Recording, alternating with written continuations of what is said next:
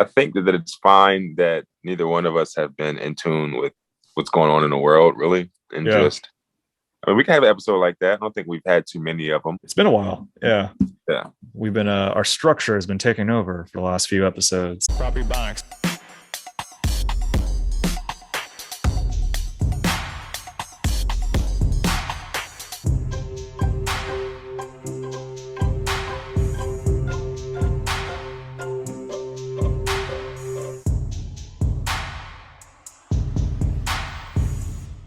Well, first of all, welcome to Property Ebonics, everyone. Proper Ebonics. What up? What up? What Um, up? What up? do you remember when we used to didn't have a structure?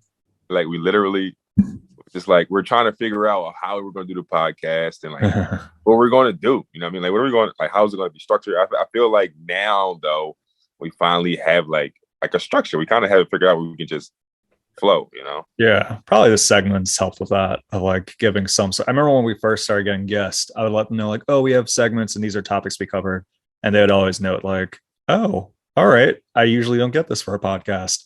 Yeah. So yeah, no man, welcome to Proper Ebonics, episode 170. It's like 108 or something. Oh, I was right. Oh 108. wow, all right, very good guess. All right, it's whenever they have those tests of like, guess how many gumdrops are in this jar. I always overguess, so that's a reflection of that. Yo, I ain't gonna lie. When I do those things, like guess number of pieces of candy, I really be trying. Like I be trying to do math. I like count one side of the bottle, like okay, multiply that by four, and then don't forget about the bottom of the bottle. Yeah, I mean, I never get it right. I always try too, but exactly, I always get it wrong. So I'm like, oh, what? I put all this damn effort. I was like checking the parameters, doing multiplications, considering everything that's on the inside, and Yeah. always fall short. Speaking of something on the inside that did not fall short, I must say you guys had a great show at the Mickey's Black Box. Oh, I was curious where you're going with that one. Yeah, it's like, oh, all right. Yeah, no, yeah. So Mickey's Black Box in Lidditz, Pennsylvania, which I guess it's like a relatively new venue where they've mainly done music. They did their first comedy show where shout out to Gary Limoges put it all together. And yeah, man, it was solid. They sold it out. I don't remember. I don't, Bruce Pratt, if you may have the insight, I think it was like 200 or maybe 150 something. It was like a good amount of people. Yeah. And they had like a balcony and all that stuff. So like it's cool when you're able to perform for the balconies of like you're able to pace things out a little differently in terms of kind of eye contact. So that was nice. Charles, shout out to him. It was his birthday weekend and it showed. Charles was excited for the show. And he came out to a standing applause and he Wow. rocked out. Yeah, Charles did like 20 minutes and the whole thing was just solid. He at the end of his set did one of these. I was like, oh shit. He gave a curtain call. Yeah, really did. Yeah, Bruce Baddill says to maybe 200 or more people. It felt like that. It was a good amount. The energy was good. It was nice, and they recorded it. I think I had like two different people recording with like quality video. Shout out to Bruce Pat as well. So yeah, man, it was a good show. Nice. How were you on that big stage, like that much space? Like what do you do? Do you like pace back and forth, or you just like stand in one spot? How is that? No, I move around. I find I prefer those stages. It feels very much like a monolithic response. Like it feels like it's just one large, like everyone's just in tune. It's not like sporadic laughter sort of thing. And I've done those before, like at colleges. So it was nice being able to do that. And mainly the balcony part. I find that to be the best. And knowing like, oh, this is like I'm about to do like one of my A material bits, and then you get that reaction. It's like, oh, very good, very nice. It's like they're laughing on the setup. You're like, oh, this is gonna be good. Yeah, that's I wasn't supposed to be on the show either. Not wasn't supposed to be on it, but I was replacing a comic. I think like a month before the show. I was like, yeah, sure, I'll show up to Lidditz. And then I show up, and it's like, oh, this is like actual theater. So yeah, it was nice, man. Nice, that's dope. I'm gonna be there in June. So the next one they have, I'm doing that one. Yeah, right, so, out, man. You're gonna like sure. It. No, it looked dope, man. I was like, oh, that shit looks crazy in there. You know what I mean? So it was cool. Yeah, especially for Lidditz. I really thought. I mean, I knew because they said it was gonna be a black box theater. but I thought like almost like how Good had their black box, like traditional black box theaters where it's like maybe like 50 seats, and you're like, which I love those, where it's like just a small room. Yeah. Not the case. This is a black box theater, full blown like 100, 200 people. There's probably there's such a large gap in that. It's either 100 or 200 people. There were people there. And yeah, definitely get yours recorded, man. That's a good place to have like a set to have on tape. No, definitely. I need to get some more recordings anyway. I think my last recording was like a good tape was like November. You know what I Yeah. mean? So you know, like when you get a tape and then time passes, you feel like it's not as good as it should be. You know what I mean? Yeah. Like I could do better than that. You know what I mean? Because you can, yeah. After some time, it's like, oh yeah, I've improved. Yeah, the tape was good. I think I cursed once, which doesn't really matter. It's not like I'm like the clean comic, but it's nice having tapes where it's like, oh, okay, well, do you need? And that's my producer Pat's like, I could bleep it out. That's thanks, Pat. Sometimes bookers will request, can we get a clean set? And it's nice just to have that on file. But I guess backup ones, or I guess I could use this one and bleep it out. Well, you're not a dirty comedian. Like you're not up there going talking about all your sexcapades and all stuff that This one was a little different, bro. This one was got a little juicy up there. No, I didn't. I did add a dip in the crowd. It was like what else is new? I don't know. But like no, but it's like you get kind of hesitant to like not like to like a dipsy do comedy sort of thing, but like this one I was like, okay, this is like a full-blown production. I think it's a safe bet because it was either this or the show before. There was a show I did the night before. It was a bar show in Coatesville, which is great, but it's a bar show. So it's like, all right, well, hold off on coming to that one. I got something for you the next day. And yeah, it was solid. It was Single Juice is back on the streets and made quite the return this weekend. I showed up here. I showed up maybe like 10 minutes before we were recording. I was like, oh, I didn't send Alan topics. We were just going to have a conversation. So if you're listening to Proper Box for the first time, welcome to a free-flowing conversation with Kirk and Alan. Yeah, man. It's always, these are some of the funnest episodes. But I have a question for you. And since you brought up you bringing the dip, for the people that don't know, dip is, female acquaintance. Or male acquaintance, whatever, I'm not judging. Yeah. But I have had comedians, like I have been known to in the past bring dips to shows, mics. I bring them anywhere. It doesn't matter. And like I had a comedian say to me one time, he's like, yo, when you bring a woman to a show, like, aren't you afraid that it won't go well? And she'll like look at you. And first of all, I was like, no, I'm not that. I'm confident. I'm not unconfident like you. I'm not going to be like, I think it's going to go well. You know what I mean? The comic's like, damn, Alan, why'd you guys say that? Why you got to add that part? That's the truth. It's like my mind didn't even think to be like, oh, if it doesn't go well, she may look like no, this is going to go great. How can it go bad? Like, things can go. It depends on the atmosphere. Like if it's a bar show and it's your first time, like really getting to know someone, yeah, that could leave an impression. If they're like, especially if they're like, oh, like you do comedy, and it's like, oh, this is because a lot of times people don't know the ins and outs of like, oh, well, maybe it was like a rocky night, or like maybe it was just like a weird setup. Sometimes people just see it as at face value. So I get that. But at the same time, I think just being strategic of like if you're dating someone for a while, yeah, bring them to open mic. That's not really going to matter. They've seen you do stuff and they kind of understand at that point of like, oh yeah, like that's a process. But if you bring them for first time doing comedy to an open mic and you're like 12th, 13th up, you could still rock out, but it's just like, it's a little bit more dicey. The very first, let's say like date night that me and my girl had, we went to a show that I wasn't on. I was just, and I got a guest spot.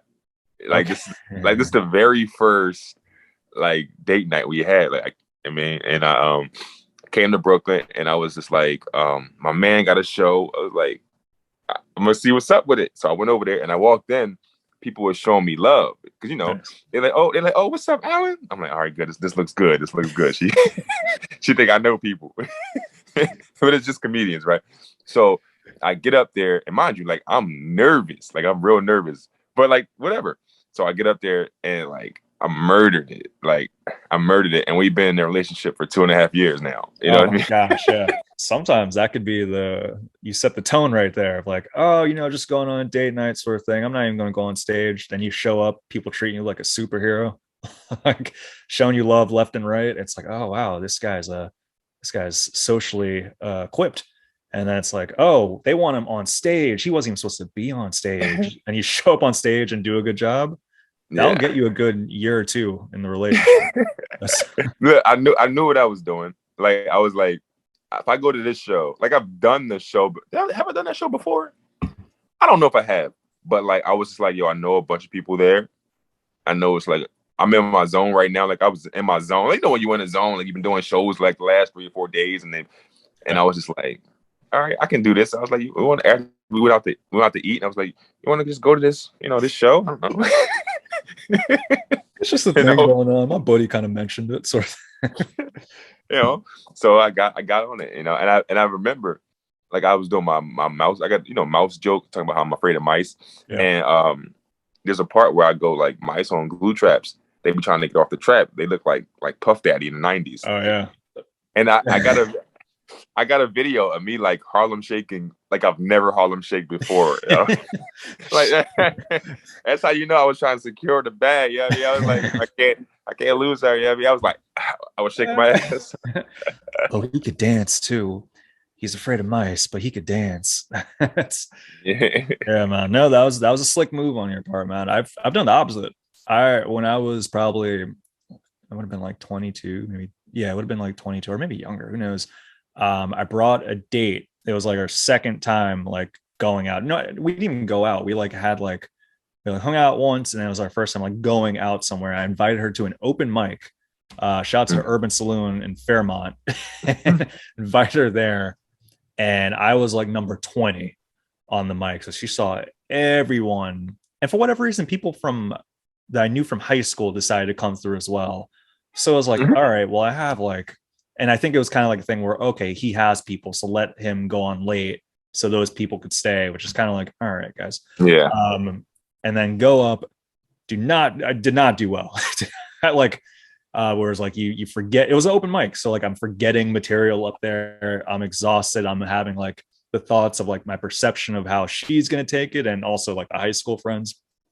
It was just a recipe for like, don't do this. And that was kind of like, I followed that for the rest of my comedy of like, if you're introducing people to your comedy, unless you really know them, and it's like, if you're trying to like impress, bring them to a safe atmosphere.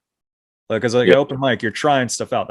You're doing the process. Bring them to something where it's like, oh, this is like the actual show. This is like you doing it. So that's one of my suggestions to any young comics. Listen to this. Don't bring a dip to an open mic unless you know that dip well. And also, I recommend if you do bring a woman to an open mic for the first time, don't like go up there working on stuff. Like, go kill it. Like, just do some stuff you're familiar with. Like, be funny. Like, you can work on something at the next mic, but this one you need to make her laugh. Be like, oh, he's funny. You know what I mean? Yeah. No, exactly. That's always a fun dynamic of. Say you're doing like an open mic and you're going there to work on new stuff sort of thing, and then like whether you see like a booker or someone like sort of thing there, and it's like, oh, it's someone that you want to do well in front of, and then you decide like, do I want to stick with I came here to really like work on things versus do something that I know already works and just for the sake of killing sort of thing. I find a lot of times I choose the former. A lot of times it's just like, it depends on the situation. There's times though, it's like, all right, well, I drove out here. I want to work on stuff. Yeah. I'm going to bite the bullet and just do it. And sometimes it works. Sometimes it doesn't. One rule of thumb that I used to have when I was like open mic thugging all the time, bang. Going to different mics and stuff. One of my rule of thumbs was new mics that I don't know people. I'm not working on anything.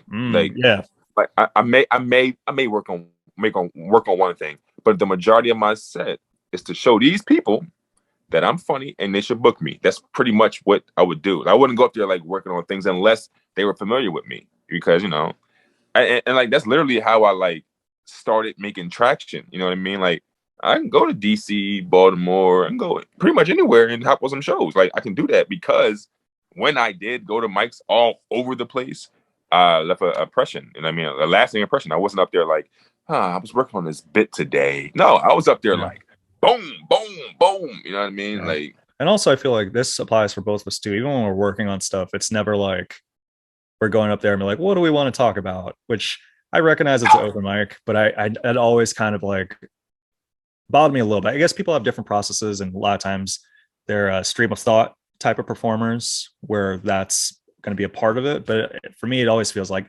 have something geared up. And even if you don't, then rely on some of the older stuff. But the idea of like you only have a set amount of time, sometimes only 3 minutes, and you're doing it like, what do I want to talk about? I think just like hearing that phrase, I associate it with just like, it's is work actually being done? Producer Pat said it's nerves and they're unconfident, and I 100% agree. Like it's like nobody. I think that people like see other people say that, and they just think that that's what you're supposed to do.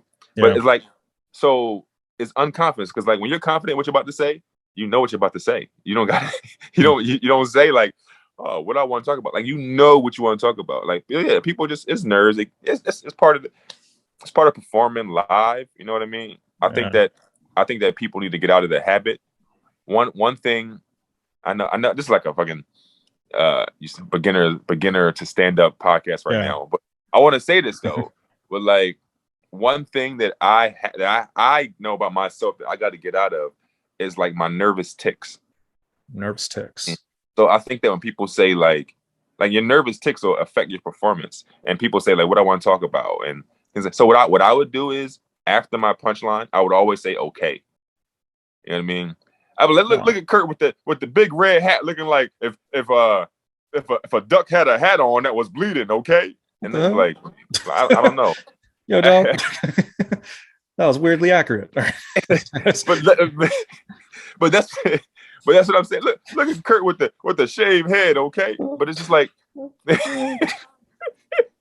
looking like Jussie Smollett before the trial, okay? Yeah. Like, but like that's what I would do. And this is like, and I guess you like, do that. Now that you're saying it, I guess you have done this. I'm recognizing, like, oh yeah, I guess that is a tick. Like, but I don't think I realized it. Like, till my girl pointed it out, I was doing something. We're watching back like the tape or something, and she was like, "Why you say okay after every?" And I was just like, "I don't know." Like, I don't know. Okay, right? Like, leave me alone, okay? Like, but what I realized is just a unconfident crutch that I would stand on. So, like, do you think that's not being confident, or that's just like a tick? Because I feel like there's a difference between like having like your patterns, especially like if you do something that goes well and you say okay, that's just like a pattern, not necessarily. Do you feel it's a nerve? I do feel it's a nerve, because I know that it's a nerve because I say it when I'm unconfident that the joke is going to hit, right? So like, but it'll be jokes that are funny, but the okay will soften it in case they don't laugh as hard as I want them to. Yeah, no, I get that. I have that with man. I'll say like, oh man, or like non-verbally, which I'm so used to like having the hair. I'll go like, and it's not even like a nerve thing. It's just like a pattern. Like usually while doing a setup to something, I'll touch it. And there's been times recently when I'm performing and I'll be like, oh yeah, like I forgot. Like, oh yeah, that's right. I no longer have that. Producer Pat says, you know what? I feel like that is a big central Pennsylvania thing, not just in comedy, but in terms of speech. Like, it feels like people will say like, after something, just in general conversation. And it's almost equivalent to what I was used to hearing growing up of nah mean. It feels very much like that, of just like nah mean versus I feel like that is I don't know where the dichotomy lays in that, but it feels very much like it. That's exactly what it is. You know what I realized? I used to think that Central Pennsylvania and Western PA, they would end sentences with a question. Like, they'll tell you a statement, but then ask you a question. You know what I mean? They be like, man, it sure is nice outside, ain't it? And just like, it is it or isn't it? Like, you know what I mean? Yeah. But now that you mentioned, nah, I mean, it's not essential. Like, it's everybody has their own way of asking questions at the end of statements. That's hilarious. Yeah. No, it's it's like beyond a vocal pause. Like you have like the ums, the ahs, and all of that. It's nah means and you know. I forgot when I started to recognize. Definitely throughout central Pennsylvania, I started recognizing, you know, it almost like what's the idea of almost like the, I don't want to say the Mandela effect, but when, no, it's not that. Whenever there's something that just shows up and then you start recognizing it more and more after you notice it the first time, and it almost feels like, you know, it's something that wasn't in my life for first 28 years, and then out of nowhere it showed up, and then I'm realizing how common it is, to the point where I think like if we are like in a simulation sort of thing, that's something that was integrated within the last 3 years. That's kind of bugging me out. That's like when somebody, you know, gets a car and you start seeing that car all over the place. Yeah, exactly that. There's a name for it. I'm blanking out on it. It's not Mandela effect. But Bruce Pat, if you're able to find that, it would be much appreciated. It's the Nelson effect. Just the Nelson effect. The Bader-Meinhof phenomenon, our recency bias, our frequency illusion. Yes, let's see, is a situation where something you recently learned about suddenly seems to appear everywhere.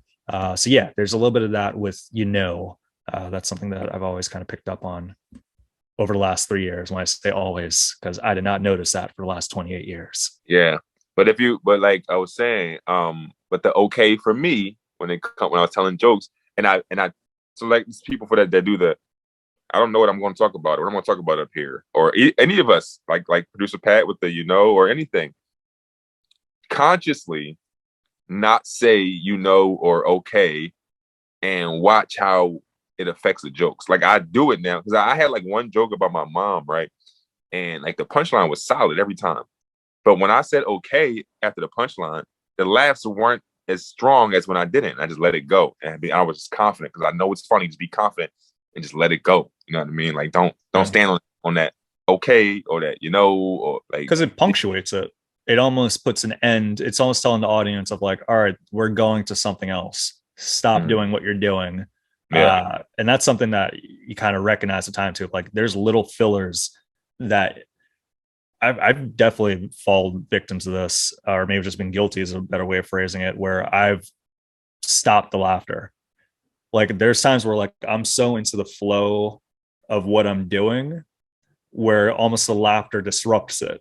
So like I've told the audience before, like, shh, I've shushed. I remember when the first time Charles saw me perform and he does the signature Charles laugh. And I remember being like, hey man, keep it down. Actually telling someone like, stop laughing. You're having too good of a time.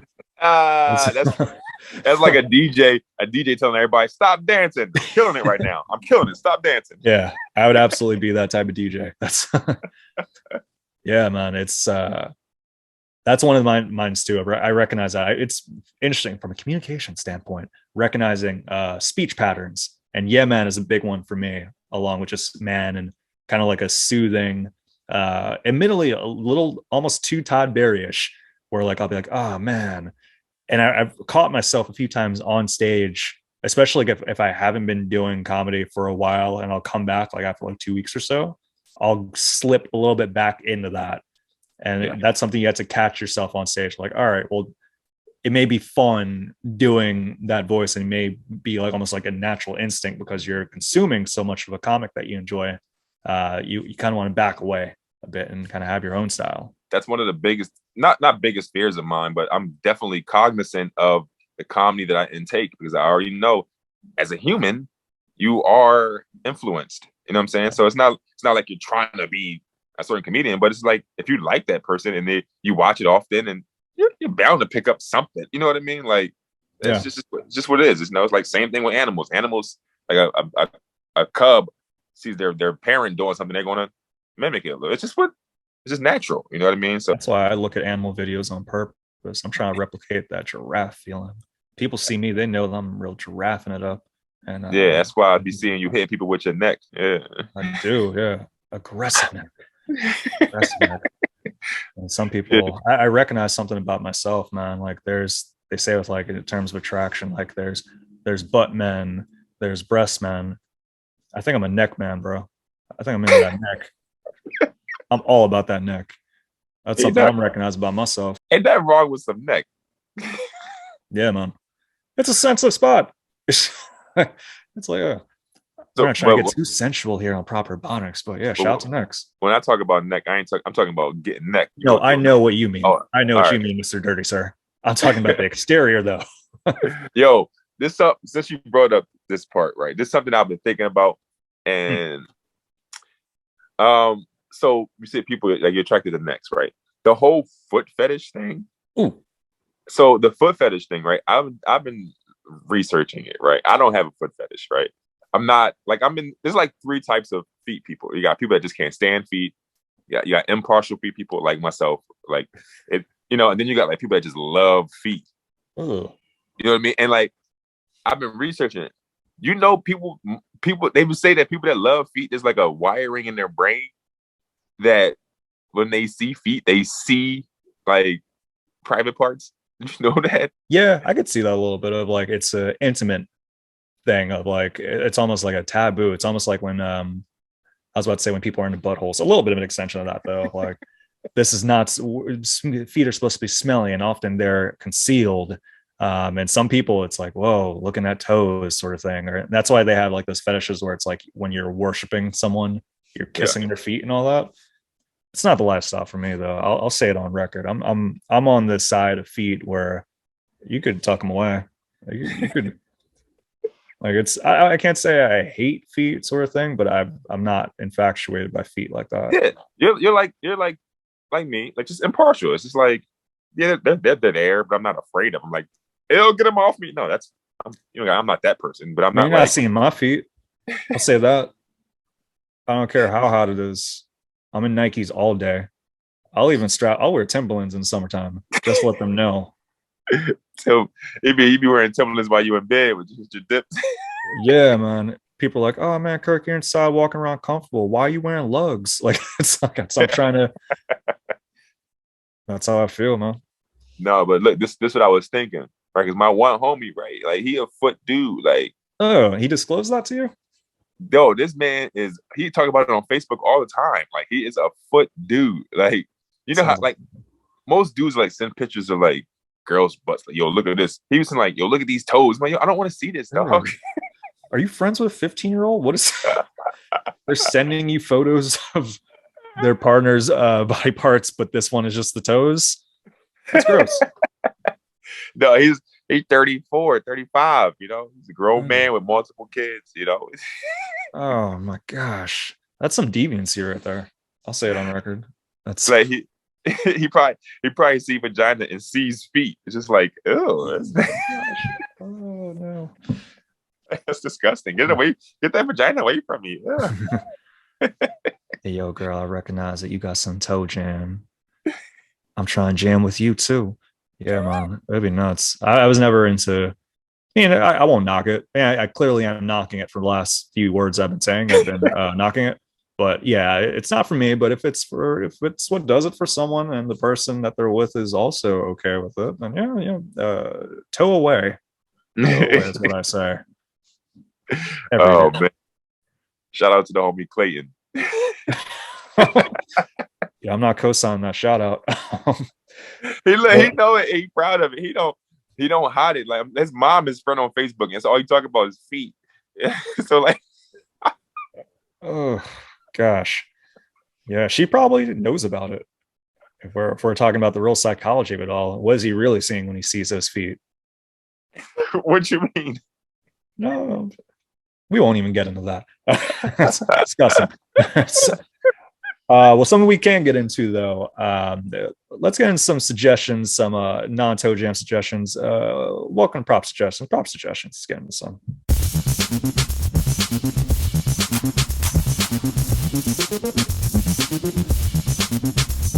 My prop suggestion, as some of you may know, by the time this airs, Oscars will be done. We'll know who's the best winner and all of that.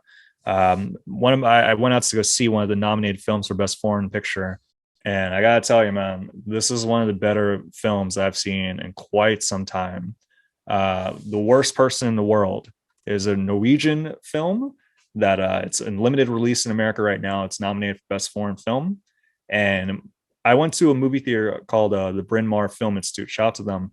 And after going to the theater, my Instagram, doing the AI tricks that it does, start feeding me a bunch of promotions for this movie. I've heard of it, but I was like, oh, okay, maybe I'll go check it out. Went to go see it, I want to say like a week and a half ago.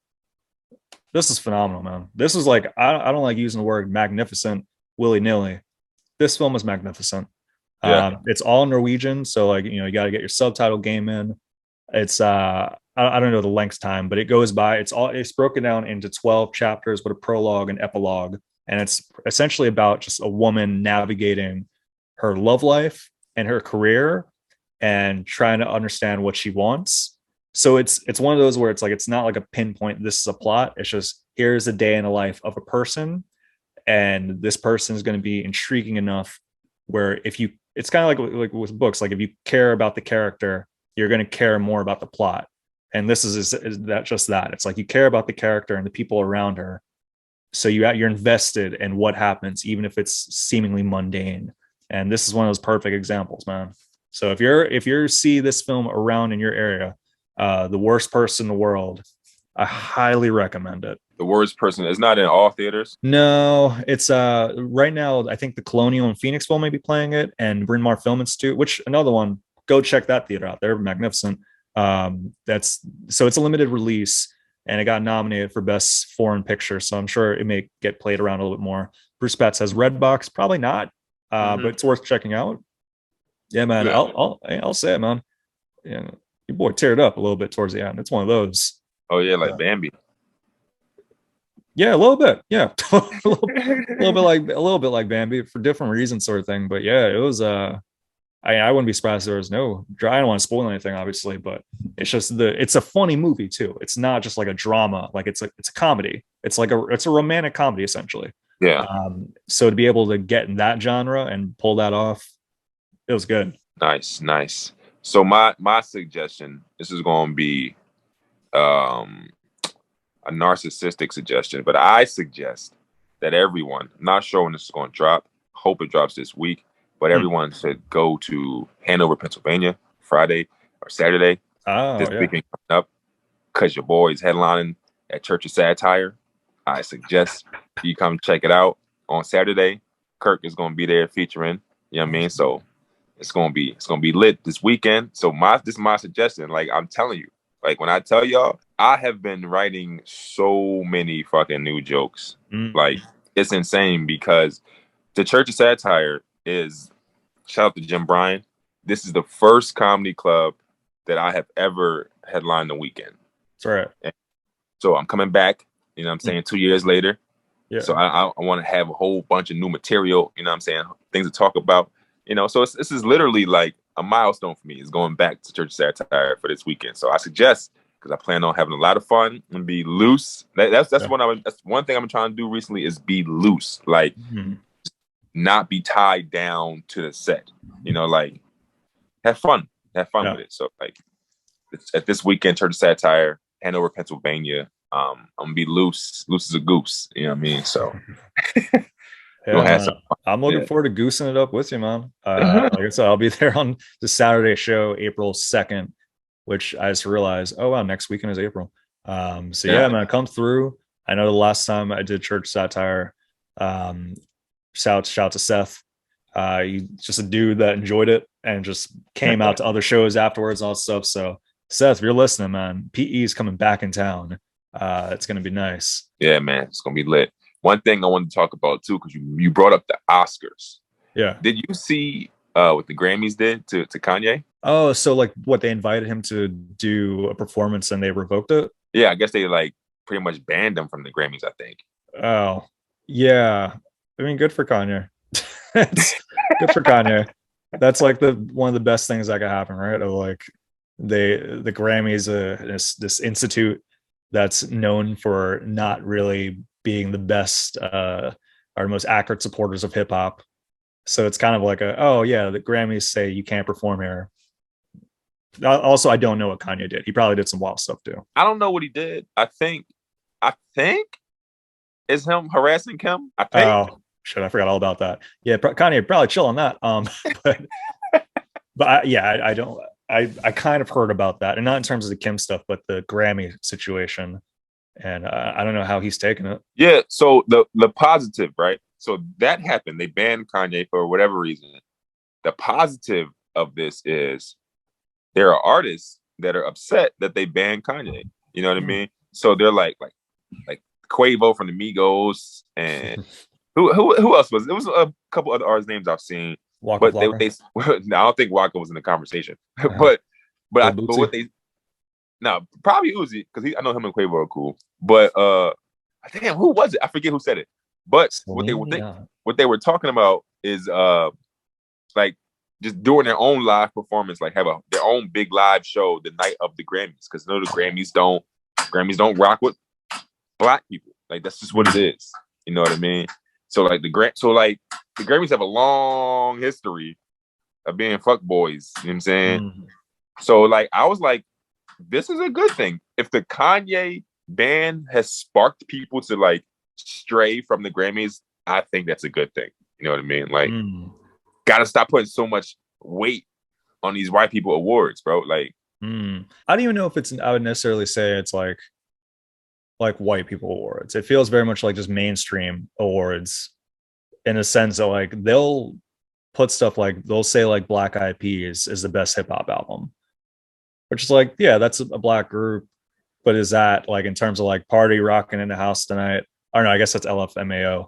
But you know, like just in terms of like Black Eyed Peas, like party music versus like I'm sure if we look at the nominations or what came out that year, I'm sure a Nas album came out and a Black Eyed Peas would win over that.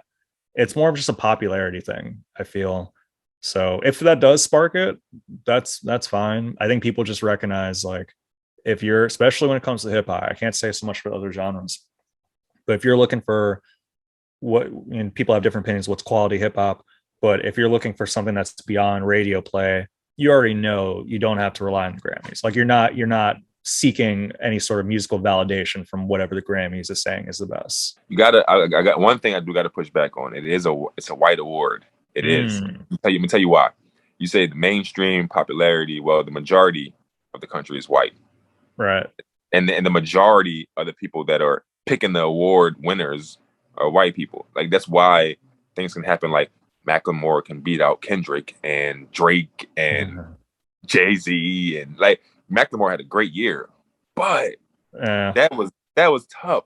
Only way that's Black Eyed Peas can win awards over like Nas. Only way that can happen is the white people have control over what's going on. So it's also politics. So it's all money too. It's also like payola. It's kind of like you can pay to be nominated and things like that. You know what I mean? Yeah. So it's kind of like who has the money, who has the power.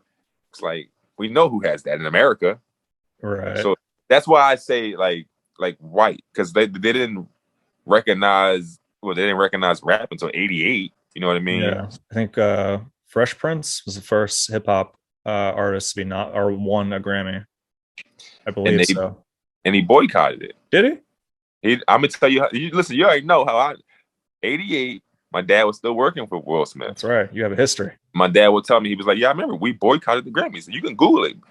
Fresh Prince, Will Smith and them, they boycotted the Grammys in '88 because they weren't going to televise the rap portion. Oh, I could see why that would be a thing.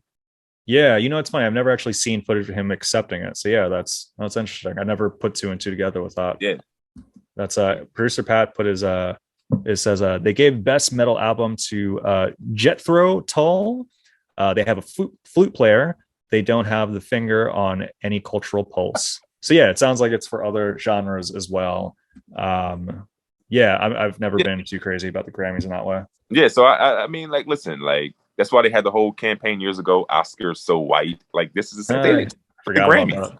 Same thing with the Grammys. Like I have no problem with people doing their own thing. People put too much weight on the Grammys. Like you said, there are artists that sell out arenas that don't got Grammys. It's like you don't need the Grammys. It's just a trophy. Yeah. You know, like how much do you value this little gold trophy, whatever? So yeah, that's I think they just gave one to Nas like recently. I was like, what about Illmatic? bro, Oh, it says Grammy then. Nas been rapping top tier rapper for 30 years. Yeah. He just got it now. Come on, man. That's insane. There ain't that many rappers over the last 30 years that can do anything better than Nas. Not even LL Cool J? LL is one of the rappers that is up there. Nas, LL probably over Nas and like culturally, but like rap. I'm like half joking when I say, okay. LL Cool J. We know, I'd say LL Cool J is relevant in 2022 for side like acting primarily, and like a line of scarves. I'm sure he has that too. But in terms of like hip hop, Nas has been like just that. Shout out to Busta Rhymes too, where it's like just hip hop, and they've been consistent for the last 20-30 years. But if you think about it, and I'm thinking about it now, like LL, when it comes to rapper, he's like top 5, like he's like Snoop, Jay-Z, like LL, like that. They know what I mean, like that conversation, like that it kind of just transcend rap. You know what I mean? It's just like, yeah, I think the thing though with like a Jay-Z and a Nas, and like a Busta, where it's like while they're able to transcend rap and have like their side things, they've been consistent with the music. Whereas like LL, I think Headstrong was probably the last like musical endeavor that we know from LL Cool J. Cool song, but it's like it's I think it's impressive from a hip hop standpoint of artists that whether they go off and do side things, but you could tell they prioritize their musical artistic integrity. So I think that's pretty cool, especially for hip hop. I want to give a quick shout out. One, just BX City in general. I got to stop in New York last weekend for first time in probably 2019. It's been a while, and it was nice. It was nice being just in New York again, driving in. I didn't miss the traffic, but that was nice. It was my dad's 60th birthday, or as he was adamant on telling everyone that night, his 16th birthday. So he was wilding. He put on like his birthday suit, like he had like his birthday vest. I was like, oh wow, he's ready. And we took him out to this restaurant where like they, like it was a Japanese steakhouse, so like they cooked the food in front of you. At one point, the chef was like, he was getting all this shrimp and was like, "Yo, I'm gonna throw it in everyone's mouth," sort of thing. Everyone's like, "Oh, okay, let's catch it." I caught it, but then it goes to my dad, and my dad's like, "No, I'm not doing that." Which just his Jamaican roots. He's like, "No, I'm not letting you toss that into my mouth." Shout out to your bit, by the way. Like he was like, "I'm not letting you toss it in my mouth." And then the chef, it's like, "Oh, I have wine." It's like they spray wine into it, and my dad mouth goes right open right away, just like, "Oh." So, he turned to a little freaky girl. Yeah, I was like, even the chef was like, "Is he gonna close this soon? Should I stop?" He's trying to like slow down the flow a bit. My dad's still like, "Mm." He didn't want to admit it later. I was telling my brothers, like, "Yeah, you should have seen him at the restaurant open his mouth for that dude." Yeah, well, he had a fun time. And it was cool seeing everyone. It was nice seeing that side of the family again. So shout out to the Bronx, shout out to the Griffiths clan. It was nice. Does your dad live in Bronx? Yeah, he's up in northern Bronx, like 233rd. I went back to my old apartment, 183rd and Lauren Place, and I was doing my writing there. I was like, "Oh, okay, let me walk around for a little bit and let me go on the stoop and just do like my daily writing." And this woman comes up to me and she's like, "Oh man, I have so much groceries. Oh, this day it's so windy." And I was like, no, she said something along the lines of, "Oh yeah, in these apartments they have terrible heating." And I was like, "Oh yeah, I actually used to live here, apartment 5. And she asked the question, "Shirley?" She's referring to my grandmother. So it turns out it's like we know her. Shout out to Nora. Yeah. I just didn't recognize her because we both had the mask on and all that. Yeah. And she was my grandmother's friend, and I helped her with bags upstairs and went up to her apartment and all that stuff. And she was telling me how like my grandmother got the place and like the origin stories of it, and just like she still contacted my aunt.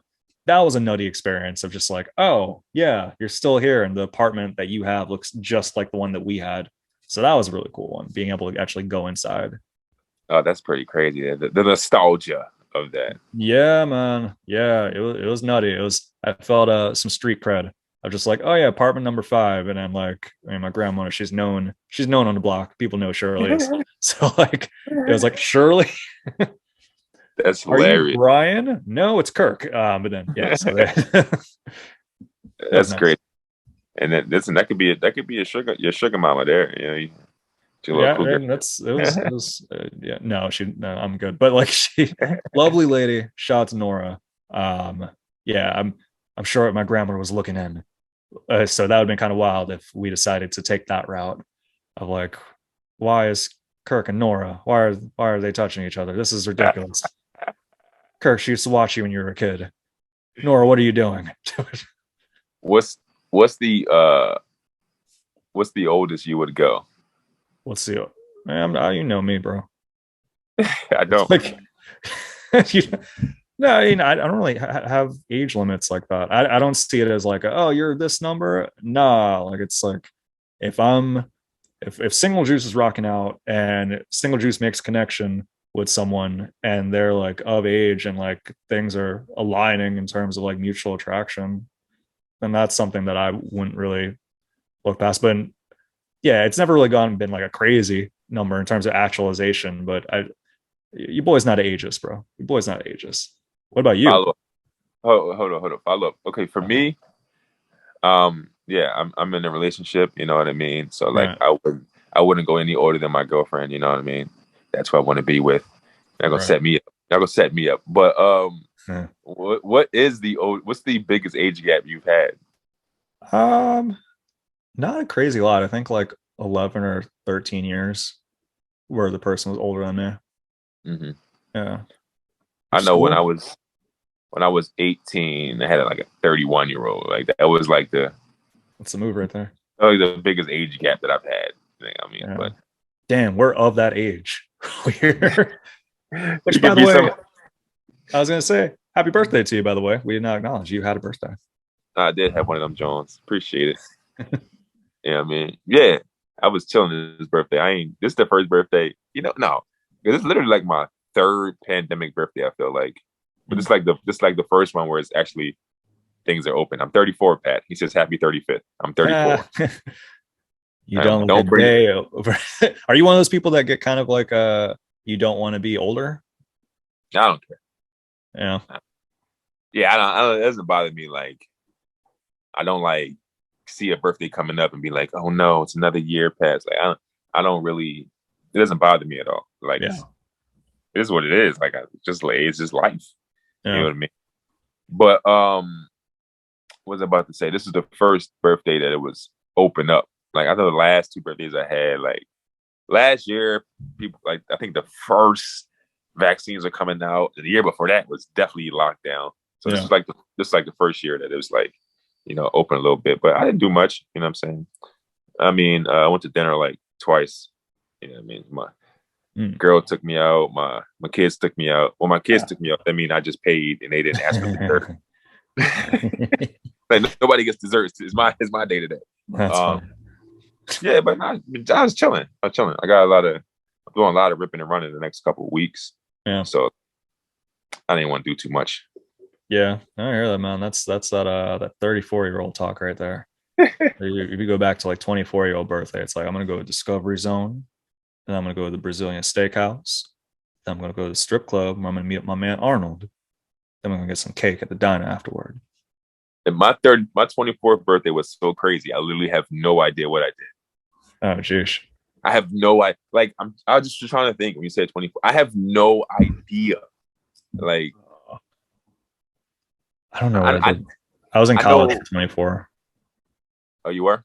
Yeah, I was went later in life. So I know for my college birthdays. I remember when I was 19. I think I tried to drink a whole 30 pack of Natty Ice. ooh, I remember I was wilding because we had drove from college. We was driving back to Philly, and I had a whole 30 pack in the car with me. I wasn't driving, and I was like, that was the plan. Like, yo, I'm $15. Is all I need. I'm gonna get drunk all day long, and I failed miserably. Yeah, I mean, good. I'm glad you failed at that one. That's I had 6 to 7 Miller Lights last night, and that was, which is kind of nice because Miller Lights you could just kind of have, and it's like, oh, you're fine, and I'm fine this morning. But it's no, because Natty Ice in particular, because it's more of on like the malt liquor side. So if you have like 30 of them, you're gonna feel that. Yeah, I think I might have had like 17. Well, like, I had it planned out. I was like, in the morning, that's just to make sense. Before 9, I'll drink 5 of them, and then like by noon, if I have 10, like it was just like ridiculous. You know it is doable. I think like even now, I think that's a doable thing to do. Like if you have 30 Natty Ice throughout the whole day, I think I can do. I don't want to do it, but I think I can do it. The problem isn't the drinking the liquid. The problem is how you feel. You know what I mean? It's like once you get to like, no matter what part of the day it is, once you get to like 15, you just had 15 cans of malt liquor. It's kind of like, can you wake up? Can you like, you know what I mean? Like you're like messed up. It's not like I could drink 30 cans of water. Like that's not a problem. But it's like how I feel is insane. I'd imagine if I did do it, which again, I'm not, but if I did, I would drink water throughout too. So it'd be like Natty Ice, water, Natty Ice. Like it would be a lot of water throughout the day. Maybe there's a nap involved, but I think it's doable because Natty Ice is like what 4.2 or something like that. But it's malt, so yeah, I don't know. Yeah. Either way, we're not going to do this, and we don't recommend it to the listeners either.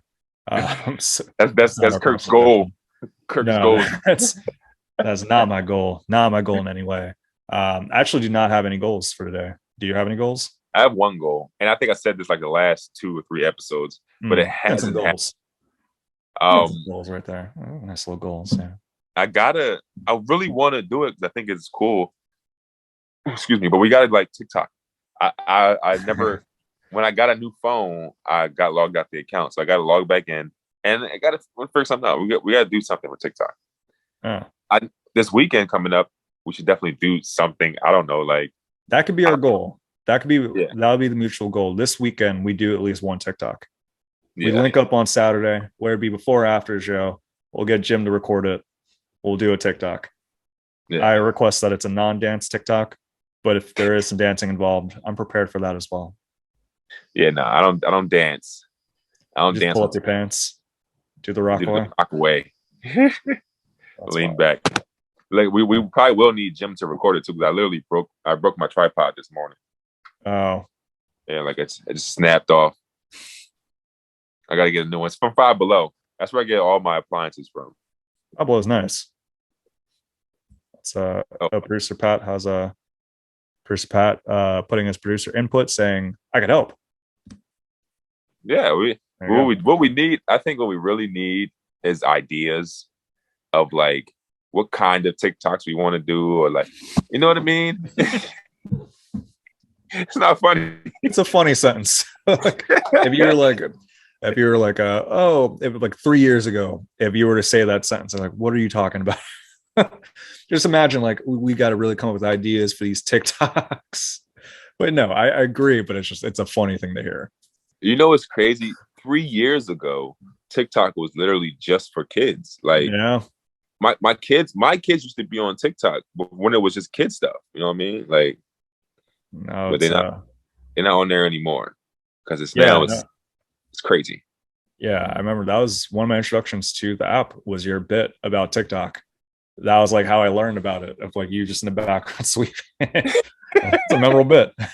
I should bring it back. I said that my kids would be on TikTok, like my kids would do TikTok dances or do whatever, and I'll be in the background, like unbeknownst to me, like being filmed. So like I'll be doing regular life shit, like eating a bowl of cereal, like a white beater on, and I'm just like looking ridiculous in the back of the video. And like I'm sure they were doing it on purpose. You know what I mean? Like, look at this idiot while they dancing. That's wild, man. Yeah. I'm looking forward to this weekend, man. It should be cool. And for those listening, I don't know if it's going to come out. I'll be at Fergie's Philadelphia on Wednesday. Feel free to stop through for that. I'm sure there's probably gonna be other shows I can't think of, but keep that in mind. Church Satire and Fergie's. We're outside, man. We're outside. But we're also inside if it gets too cold. I'm also okay with that. It's outside time. You know when the spring, especially it's officially springtime. So man, you better be aware for that. For the outdoor comedy shows too, man. They're gonna be popping back up. Yeah, I'm cool with that. I'm game for whatever. Yeah. So I might produce an outdoor one this year. We'll see what happens. We'll see. We shall see. But it was a great conversation, and we're going to dippity dip. We got the dippity dip on out here, man. Yeah, it's a nice Sunday. Enjoy the Oscars if you do watch it, and for those listening, thanks for doing so. See ya. Peace.